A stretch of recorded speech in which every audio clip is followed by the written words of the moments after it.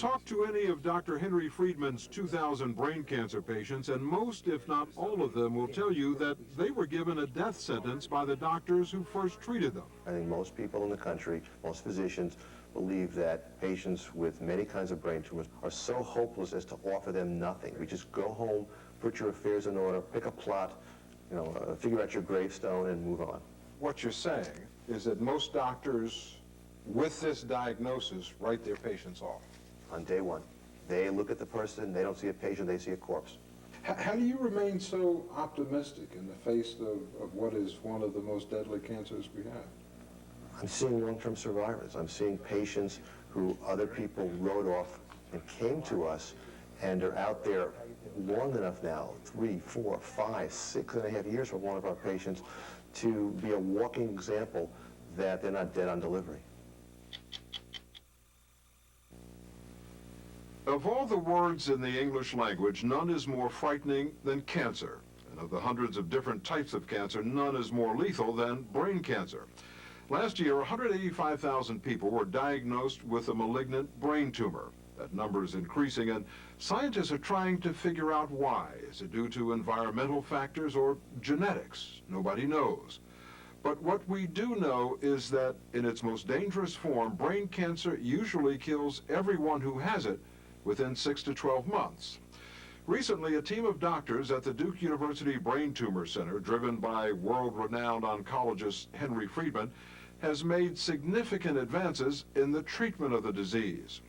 But while Dr. Friedman works towards a cure, he's in a pitched battle with many of his colleagues because he feels most of them have given up on brain cancer patients and written them off. I think most people in the country, most physicians, believe that patients with many kinds of brain tumors are so hopeless as to offer them nothing. We just go home, put your affairs in order, pick a plot, figure out your gravestone and move on. What you're saying is that most doctors with this diagnosis write their patients off. On day one, they look at the person, they don't see a patient, they see a corpse. Talk to any of Dr. Henry Friedman's 2,000 brain cancer patients, and most, if not all of them, will tell you that they were given a death sentence by the doctors who first treated them. 36-year-old David Bailey got the dire news after he was rushed to a Virginia hospital when he suffered a sudden seizure. And I woke up 4 days later in the hospital, and they said, you had a tumor, we took it out. That's the good news. The bad news is this is cancer, it's grade 4, you've got 6 months. 6 months? Yeah. How long ago was that? Almost 5 years. 17-year-old Taylor Black was also given 6 months to live, and that was a year and a half ago, soon after surgeons near her home in Florida removed a baseball-sized tumor from her brain. I had a very pessimistic oncologist that came and visited me right after my first surgery, and this man was very dark about the whole situation. Like, he came in and was pretty much telling me that I was going to die, and soon. 46-year-old John Orman was told by an oncologist in New York City 2.5 years ago that there was nothing he could do. His tumor was too big to remove. And he recommended that I not do anything, that I just have MRIs every couple months. If you hadn't done something, if you had stayed there, I would have died. No doubt about it. 3 months, yeah. So what's new? After leaving their original doctors, John Orman, Taylor Black, and David Bailey came to the Duke University Brain Tumor Center in Durham, North Carolina, where we have followed them for the past year, and where Dr. Henry Friedman promised them not only that he could help them, but that he would try to cure them. Thank you, man. The majority of the patients that I see, when we sit down with them and we give them the motto that we stand by, which is at Duke there is hope, you can see almost a swelling within it as the fight in them begins to resume, because they've been told before that it's absolutely unequivocally hopeless. And without hope, it just ends before it begins. How do you remain so optimistic in the face of what is one of the most deadly cancers we have? I'm seeing long-term survivors. I'm seeing patients who other people wrote off and came to us and are out there long enough now, 3, 4, 5, 6.5 years for one of our patients, to be a walking example that they're not dead on delivery. And in fact, we've got some patients who make a point of going back to the physician saying, I'm still here, For more than a decade, Henry Friedman has been on a mission to cure brain cancer, and his efforts are starting to pay off. In the worst type of brain tumor that kills virtually everyone within a year, Dr. Friedman says about 15% of his patients are still alive, many of them cancer-free between 3 and as many as 5 years after they were diagnosed. And in less deadly forms of brain cancer, his results are nearly twice as good. In the field of brain cancer, that's considered nothing short of remarkable. I owe you my life. Thank you very much. I'm not sure we did. You did. Thank really. you. While Dr. Friedman helps run one of the country's most established brain cancer programs, there is nothing establishment about him. This 50-year-old former New Yorker prefers blue jeans and sneakers to a lab coat and tie, and insists that everyone call him Henry. He prefers hugs instead of handshakes, and treats his patients as if they were part of his own family. You want another hug? You treat it as if it's your mom and you want your mom treated. If you treat everybody in that model, you treat everybody pretty well. Dr. Friedman gives patients more than surgery, radiation, and chemotherapy, the standard treatments for brain cancer. He works with a team of 150 doctors, researchers, and scientists at Duke who are developing the newest experimental cancer drugs. And as soon as those drugs show any sign at all of promise in the laboratory, Dr. Friedman rushes them immediately to his patients, prompting some colleagues to call him a cowboy. To me, I think being a cowboy is terrific. If a cowboy means that I'm not willing to accept the conventional approaches that give you mediocre outcomes and I want to do something newer, I'm using a scientific foundation to do it, I'm a cowboy. The centerpiece of Dr. Friedman's treatment is called targeted therapy, genetically engineered drugs that seek out and destroy specific cancer cells while leaving the healthy cells around them intact. The treatment burst into the headlines this year and was hailed as the newest ammunition in the war against cancer, a possible cure for cancer, after it was reported that it had eradicated a type of leukemia in large numbers of patients. At Duke, Henry Friedman is hopeful that a new targeted treatment called monoclonal antibody therapy will be able to do the same thing for brain cancer patients. The treatment was developed by renowned Duke scientist Dr. Bigner. Why is it causing so much excitement? The monoclonal antibodies are proteins that will bind to those specific molecules in the cancer that makes it grow.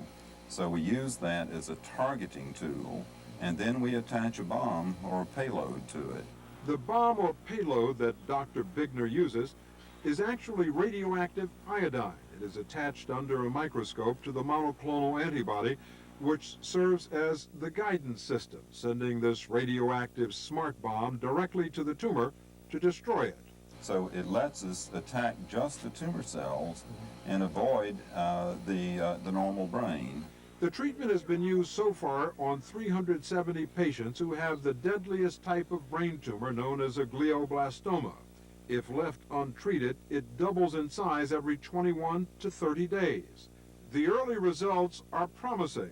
Published studies show that patients who have received the monoclonal antibody therapy have lived more than twice as long as those who receive standard therapies. Yet as promising as those results are, most insurance companies won't pay for the therapy because they consider it to be experimental. But Dr. Friedman takes on the insurance industry as aggressively as he battles brain cancer. No insurance company is going to deny your child appropriate care. It's not going to happen on our watch. 13-year-old Daniel Glancy has a fast-growing brain tumor, and Dr. Friedman believes that experimental therapy is the only chance he has to survive. So Dr. Friedman calls the family's insurance company and threatens them with negative media exposure if they don't give in. Everybody has to understand what you're saying basically means you won't treat children with cancer on your policies. I think this is something that people who purchase insurance from your group really must be aware of. We're not going to participate in an argument through the press. Well, belatedly, I'll tell you that you're already involved with the press as we speak. The question was posed, and I posed it.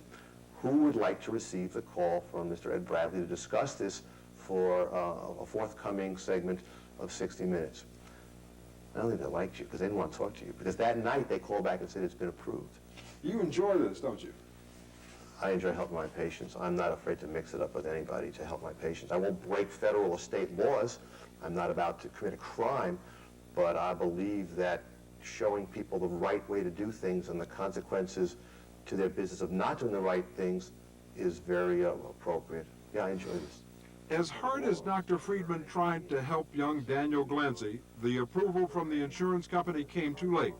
He died before he could get the therapy. Hey, look who's here. Henry Friedman goes way beyond the normal doctor-patient relationship.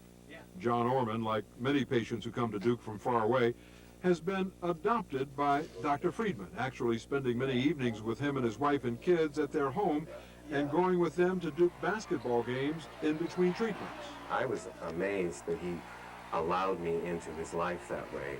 I love Henry. He's brilliant and fast and crazy. He's like a mad scientist. Someone told me you called him a used car salesman. We can't get that on tape.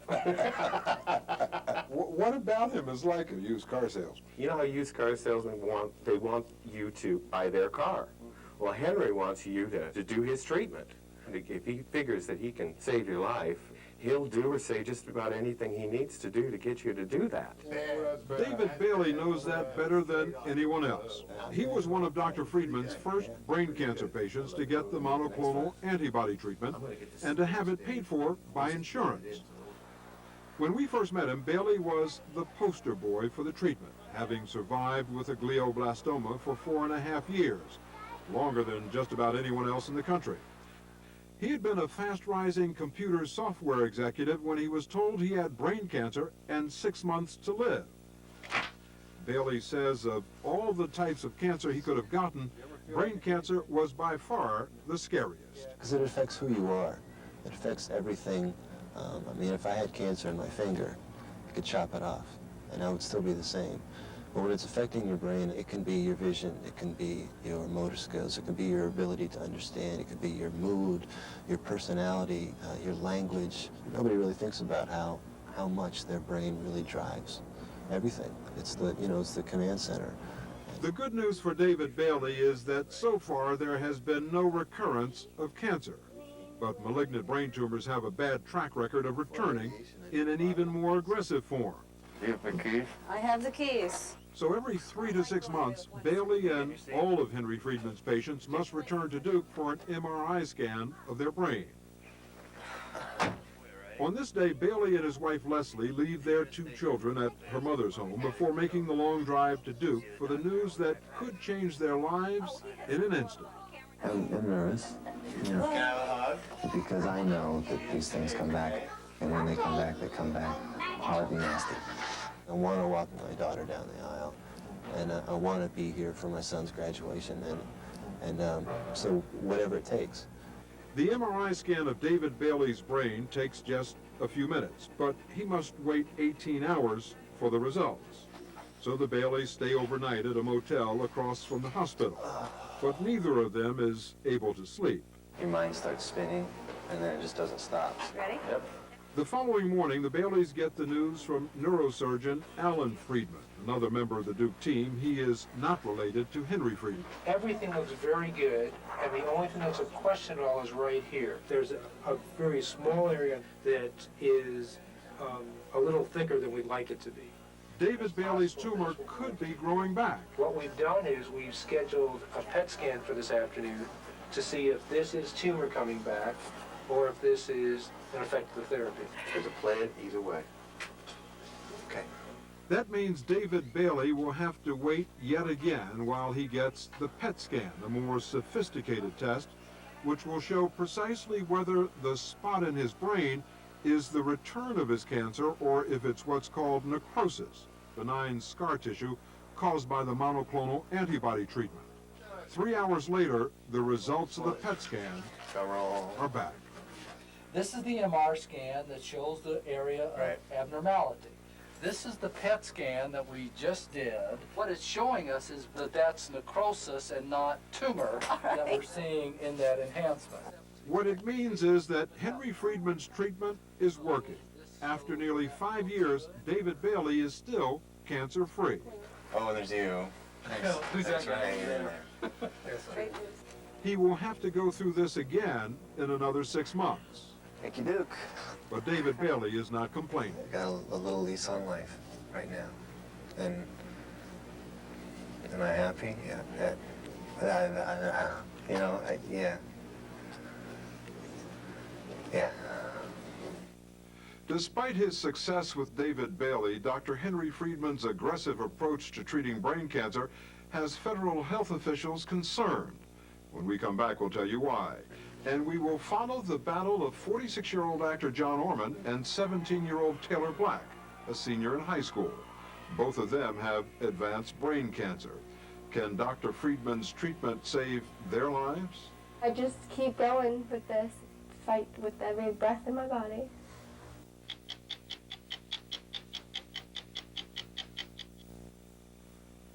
The harsh reality about brain tumors is that they mostly attack children and young adults in the prime of their lives, people like Taylor Black.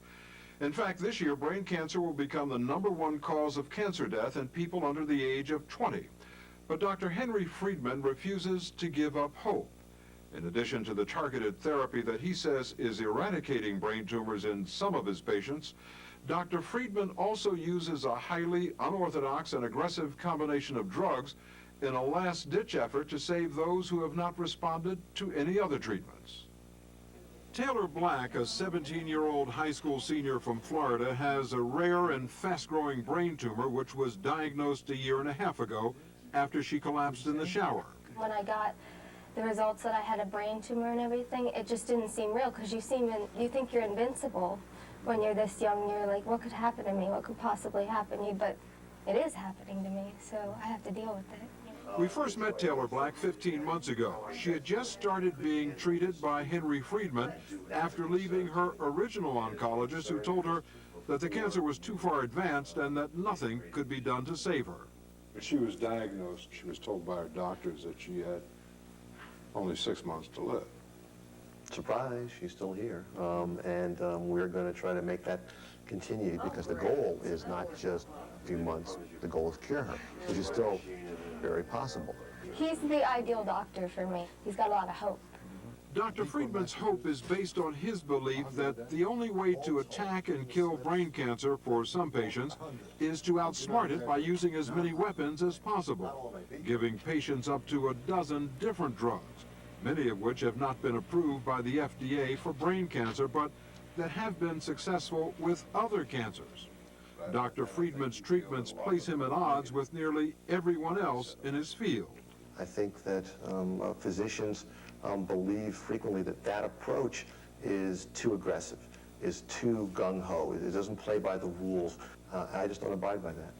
The rules that most physicians abide by are to prescribe treatments to patients only after they've been rigorously tested and proven effective in what's called a randomized Phase 3 clinical trial, a controlled experiment in which one group of patients receives the new treatment, another receives standard therapy, and the results are then compared.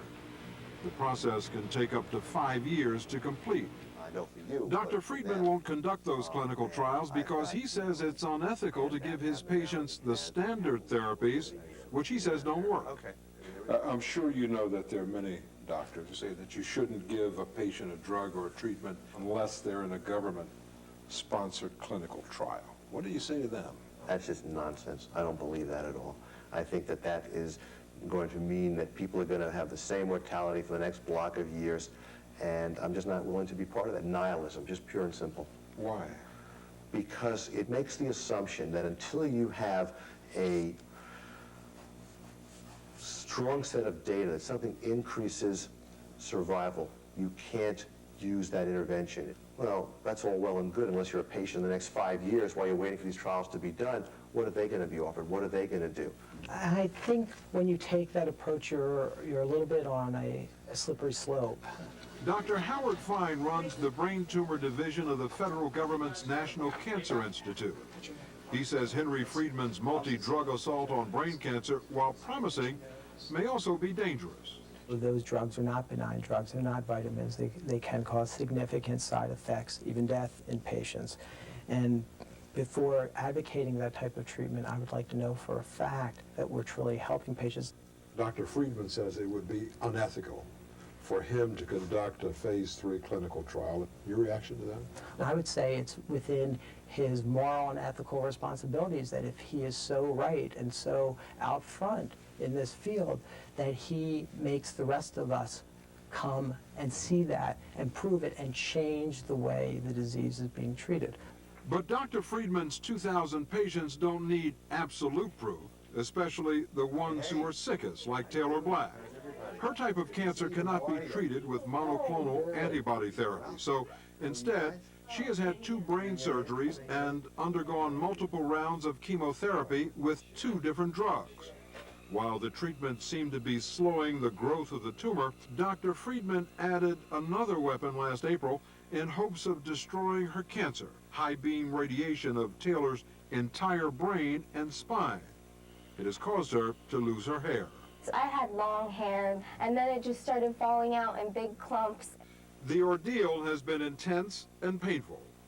Some people say that to get through this, it's almost like you have to go to hell first. Yeah, pretty much. So you never reached a point where you said, I just can't take this Oh anymore. yeah, I did. I just wanted to scream and cry, but I have to take it, you know? I just have to get through it. And since she has been under Friedman's care, Taylor Black has been able to attend her senior prom and graduate from high school. Milestones that were once unimaginable to her older brothers and sisters and her mother, Pam. What was her graduation day like for you? Oh, for all of us, it was a thrill. It was wonderful to see her. She looked so well at graduation because I had my doubts that she would walk across that stage. A month after graduation, Taylor Black and her family are back at Duke to see if the past 8 months of continual treatments have been able to stop her brain cancer from spreading.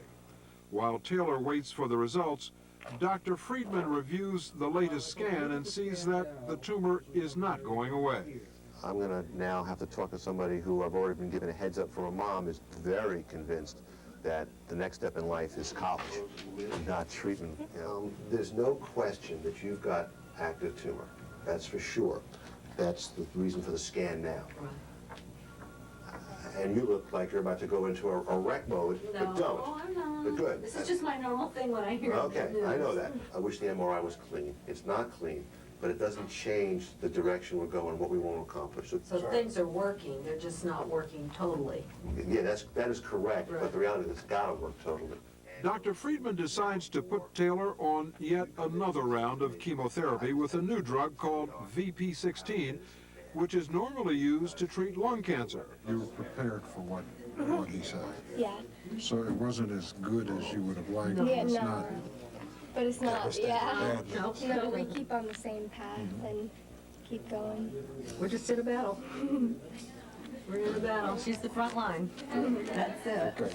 Taylor Black and her family go back to their home in Florida, where she hopes to enroll in college while continuing her treatment. Meanwhile, John Orman has returned to Duke from New York for his 15th MRI. You ever get used to it? Psychologically, it's hard because it's not a matter of actually going into the tube anymore. It's a matter of what are they going to find. At age 46, John Orman is the 4th generation of his family to be diagnosed with brain cancer. His mother died from the disease when she was only 36. I think about the fact that my mother lived for 11 months after she had surgery, and I've been here for 18 months, and I'm going to be here a lot longer. And after more than 2 years of intensive treatments, including surgery and monoclonal antibody therapy, John Orman's MRI scan is unchanged. That means he is still cancer-free. And the films are fine. You know, that's the bottom line. It's exactly the same. It is? It's exactly the It's same? exactly the same. Oh, great. It's just not moving. It's just not moving. Oh, that's great. Okay. Good. So that's good stuff. Yeah, that is. That's And I'll just wonderful. So this is basically good news. This is great. This is a scan that shows no evidence of tumor and exactly what's supposed to happen. So this is party time. Yeah. Look at that graph. Dr. Friedman is still trying to find a treatment that will work for Taylor Black, but he is losing that battle. It's been 3 months since her last checkup, and despite 2 surgeries, radiation, and 3 chemotherapy drugs, her cancer has spread into her spinal fluid. Doctors Henry and Alan Friedman called Taylor with the news. She's in her dorm room at a Florida college where she's just started her freshman year. So listen, this is a crazy way to do this. I'm talking to a telephone. I know, me too. Okay, I'm looking at the scans, and what I see is that the area hasn't disappeared that we're worried about before, but it's gotten slightly larger. Okay. It didn't go away. You must have thought about the possibility that you won't beat it. Yeah, I have thought about that, definitely. It's a very real possibility, but everybody's got to die someday, and if I have to die, I have to die. I mean, I've come to grips with my own mortality now. Nobody lives forever. If I go a little bit earlier than I thought I was going to go, then I do, but at least make every day count, you know? You're amazing. Thank you. Henry Friedman decides to try one more thing, and Taylor agrees. One more surgery that has never been done before. Neurosurgeon Alan Friedman inserts a tube into Taylor's brain using computer images to pinpoint the exact location of her tumor. An experimental drug for spinal cancer called busulfane is then later injected directly into the tumor in hopes of killing it. But a week later, another MRI shows that the treatment of last resort is not working. The tumor continues to grow through the therapy, okay? Through this therapy that we're doing? Yeah, and the more time that goes by without something working, the more concerned I am that anything is going to work. But if we don't find something sooner than later now, time's beginning to be a factor. And as much as I would like to have you here, I think that home is the right place to be. Taylor Black went home, and 2 weeks later, she died. Even so, her mother, Pam, is grateful for the care Taylor received from Henry Friedman. What would you say to her? Thanks for the year that we had with her, and thanks for trying those things, and thanks for giving her that hope. So you don't think that Henry was in any way selling false hope? Never. I don't think so. If your child was sick and you knew it was a very rare thing, and he said, well, I've got these things I can try, what would you do? You'd say, I'll try them. I'll try anything. Anything for one more good day with her. And we had good days. It was a good year. And Henry Friedman has given John Orman many good days. I have just celebrated my second year of survival. He is healthy and working again as an actor and singer. And David Bailey, who was diagnosed with the most lethal type of brain tumor and given 6 months to live, he quit his corporate job and now makes his living as a musician. And the doctor leaned over and said, you've got about 6 months. That was 6 years ago.